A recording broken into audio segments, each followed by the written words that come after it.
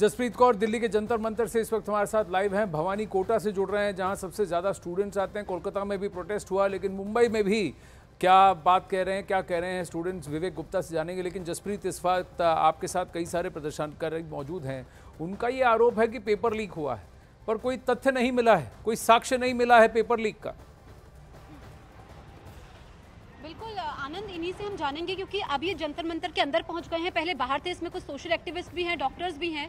आप लोग कह रहे हैं गड़बड़ी हुई है, पेपर लीक हुआ है, लेकिन कोई साक्ष्य नहीं मिले हैं। मैम देखिए, मैं ये कह रहा हूँ, साक्ष्य यही है कि एनटीए में ग्रेस मार्क्स देने का कोई प्रोविजन नहीं है। हम सालों से इस एग्जाम को दे रहे हैं। हाँ। देख रहे हैं कैसे पॉसिबल है कि एनटीए पहले प्री इन्फॉर्मेशन ना अपने इन्फॉर्मेशन बुलेटिन में देता है। हाँ। ना कोई प्रोविजन है कि कोई बच्चा लेट आएगा तो हम उसको ग्रेस देंगे। अब तो वो सॉल्व हो गया है, अब दोबारा री एग्जाम होगा उन बच्चों का 1600। नहीं, ये 1600 का री एग्जाम क्यों हो? जब 24 लाख बच्चों ने एग्जाम दिया तो फिर से रीनीट होनी चाहिए ना मैम, क्योंकि 718 719 नंबर कैसे आए हैं? ट्रांसपेरेंसी है नहीं। मतलब आपकी मांग है कि री एग्जाम होना चाहिए। हमारी मांग ये है, क्या एनटीए ने, जो एनटीए के ऑफिशियल्सों ने गलतियां की स्कूलों के साथ मिलके, उन्हीं लोगों ने अपनी एक टीम बना ली है और खुद ही को वो सच्चा प्रूफ कर रहे हैं। मेरा ये मानना है भारत सरकार सीबीआई से इसकी जांच कराए। मैम एक्चुअली प्रॉब्लम क्या है? देखिए, ये तो अभी विषय अभी कोर्ट के अधीन है। जब ये जांच हुई, जब 718 उनसे कहिए 8 जुलाई को विषय कोर्ट के अधीन है। कोर्ट को फैसला लेना है। तब तक काउंसलिंग तो चलती रहेगी। ऐसा कोर्ट ने भी कह दिया कि कोर्ट को नहीं रोका, काउंसलिंग को नहीं रोका जाएगा। भवानी से पूछते हैं। भवानी, बताइए, क्या छात्र इस बात से संतुष्ट हैं कि 23 जून को रीटेस्ट होगा, 30 जून को रिजल्ट आएगा और उसके बाद काउंसलिंग की प्रक्रिया जारी रहेगी? स्टूडेंट से बात कर लेते हैं। आपको क्या लगता है, जो आज एनटीए ने डिसाइड किया उसके बाद में आप काउंसलिंग तो जारी रहेगी? सर ऐसा कुछ नहीं है, मतलब एनटीए अपनी गलती हाइड करने की कोशिश कर रहा है 1530 बच्चों का री एग्ज़ाम देके। एक्चुअली ये बहुत बड़े लेवल पे मिस्टेक हुई है। इसका एक ही सॉल्यूशन है, काउंसलिंग को रोक के और एक दूसरी एजेंसी को इसके लिए मतलब देना चाहिए कि वो फेयरली चेक एजेंसी से जांच हो। आप बताएं, बताइए आपको क्या लगता है कि अब जो आज एनटीए ने जो डिसाइड किया उससे संतुष्ट हैं? नहीं, कोर्ट ने भी तो उसको ओके कहा है, सुप्रीम कोर्ट ने भी ओके कहा है। उतना कुछ मुद्दा है नहीं क्योंकि वो 1500 की बात हो रही है, लेकिन जो मेन मुद्दा है वो बड़े मास लेवल पे पेपर लीक। सुप्रीम कोर्ट भी ये कह चुका है और जो पेपर लीक की बात आप कर रहे हैं उसको तो लगभग खारिज किया जा चुका है सरकार की ओर से भी। नहीं सर, आप अगर न्यूज़ देखें, पटना में एफआईआर में भी दिया गया है कि पेपर लीक हुआ है और पुलिस ने पकड़ा लोगों को, तो वो तो ऑन पेपर है कि पेपर लीक हुआ है। नहीं है ना, सबूत है कुछ पेपर लीक का, अभी तो कोई बड़ा सबूत है? तो आप एक बात बताइए सर, अगर ऐसे तो अगर अब देखा जाए तो किसी भी चीज़ के सबूत नहीं होते हैं, ठीक है? जो बच्चे हैं जो एग्ज़ाम लिख रहे हैं, ठीक है, उनके लिए बोला जा रहा है कि टाइम लॉस का सबूत दीजिए, ये दीजिए, वो दीजिए। आप इतने सारे मास लेवल पे 89 बच्चों के 720 आउट ऑफ 720 आ रहे हैं, इतना इंटेलिजेंट हो गया। आपको क्या लगता है ये स्टूडेंट की आशंका ही है सिर्फ? देखिए, ऐसा है कि अभी तक जब तक वो पूरा पिक्चर क्लियर नहीं होती, जैसे कि आपने कहा सबूत वगैरह नहीं है, उसके बगैर कुछ कहा नहीं जा सकता। लेकिन इतने बड़े लेवल के एग्ज़ाम, आप देखिए इलेक्शन होता है, उसमें हम लोगों को 5 साल के लिए सेलेक्ट करते हैं। ये वाला जो एग्ज़ाम है वो पूरा लाइफ लॉन्ग के लिए सिलेक्शन के लिए होता है कि एक बार जो डॉक्टर बन गया वो 5 साल के लिए नहीं बनेगा, वो ज़िंदगी भर के लिए बनेगा। तो इसमें जो लैक ऑफ ट्रांसपेरेंसी का मुद्दा है ना, वो सबसे बड़ा है।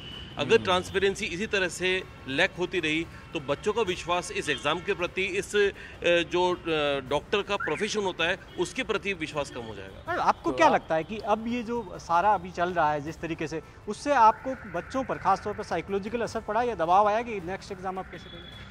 हाँ, नेक्स्ट एग्जाम देने का दबाव कैसे नहीं आएगा बच्चों पे? जिन बच्चों ने पहले से जिन बच्चों ने इतने अच्छे से ईमानदारी से पेपर दिया था अपना, अब उन्हें वापस से बोला जाए कि आपके इन चीज़ों की वजह से आपके साथ ये हो रहा है, तो उनके ऊपर क्या बीतेगी? देखिए, उनको जबरदस्ती तो नहीं है। भवानी, मैं जरा विवेक गुप्ता से भी जानना चाहूंगा कि मुंबई में छात्र क्या कहते हैं। ट्रांसपेरेंसी वाली बात उन पेरेंट ने जो कही थी, भाई सही कही थी कि किसी भी एग्जाम के ऊपर ट्रस्ट फैक्टर होना चाहिए और ट्रांसपेरेंसी होनी चाहिए। 24 लाख से ज़्यादा बच्चों ने इसको दिया है। पिछली बार से करीब 3.5 लाख बच्चे ज़्यादा बढ़े हैं जिन्होंने नीट का एग्ज़ाम दिया है, तो परफॉर्मेंस पर भी बढ़ सकती है। एक ही सेंटर से 6 बच्चे कैसे आ गए, ये प्रश्न अभी भी रहता है विवेक गुप्ता। लेकिन एक बात यह है, सुप्रीम कोर्ट ने कहा है कि काउंसलिंग चलती रहेगी और ये जो 1563 बच्चे हैं, इनसे एनटीए ने कहा कि हम ग्रेस मार्क्स हटा देते हैं, कि अगर ग्रेस मार्क्स की विधि आपको ठीक नहीं लगी तो हम इसको हटा देते हैं, लेकिन जो मार्क्स आएंगे उसी पे आप अपनी काउंसलिंग करा लीजिए, चले जाइए, या फिर 23 जून को फिर से जाकर आप ये दीजिए। ये सिर्फ उन 1563 बच्चों के लिए ये उन्होंने कहा है कि हम आपको अलाउ करेंगे। मुंबई में छात्र क्या कह रहे हैं नीट के बारे में और जो आज एनटीए ने माना है सुप्रीम कोर्ट में, उस पर?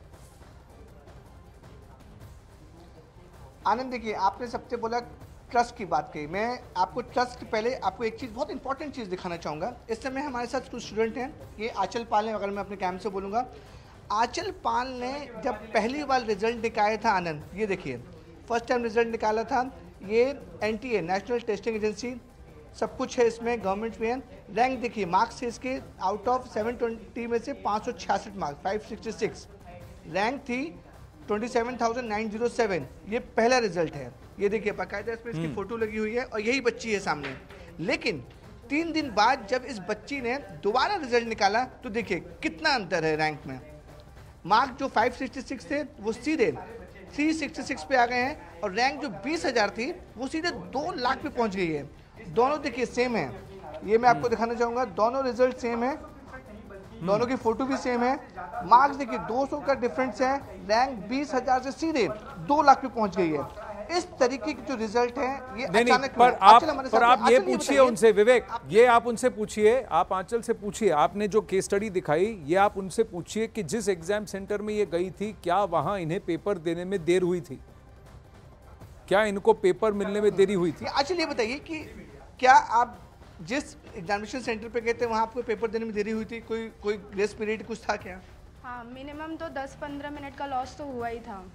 तो उस हिसाब से फिर तो मुझे भी ग्रेस मार्क्स मिलना चाहिए देखा जाए, लेकिन हमने ऐसा कुछ भी केस फाइल वगैरह कुछ नहीं किया, क्योंकि नॉर्मल है 10-15 मिनट का। वो लोग खुद भी बोलते हैं पेपर देने के बाद 5 मिनट रुकने के लिए, उसके बाद पेपर स्टार्ट करने मिलता है हमें। ये बताइए जो पहली मार्कशीट निकाली आपने 566, ये कब निकाली आपने? ये मैंने 4 जून को ही निकाली थी जब रिजल्ट अनाउंस हुआ था। कौन सी वेबसाइट से? NTA के वेबसाइट से। और दूसरा रिजल्ट आपने कब निकाला? ये मैंने 11 तारीख को निकाला था। किस वेबसाइट से? NTA के वेबसाइट से। तो इतना डिफरेंसेस क्यों, कैसे? अब ये भी NTA का स्कैम कह सकते हैं। और उनको पूछिए कि उन्होंने वापस रिजल्ट निकाला क्यों। उनको ये भी पूछिए कि 4 जून को जब उन्होंने रिजल्ट निकाल लिया था तो उन्होंने वापस रिजल्ट क्यों निकाला। ये बताइए, आपने जब पहला रिजल्ट निकाला जिसमें आपके 556 मार्क्स हैं, रैंकिंग आपकी 27,000 है, सेकंड मार्कशीट आपने निकाली 366 और रैंकिंग 2 लाख है, तो सेकंड मार्कशीट निकालने की जरूरत क्या थी?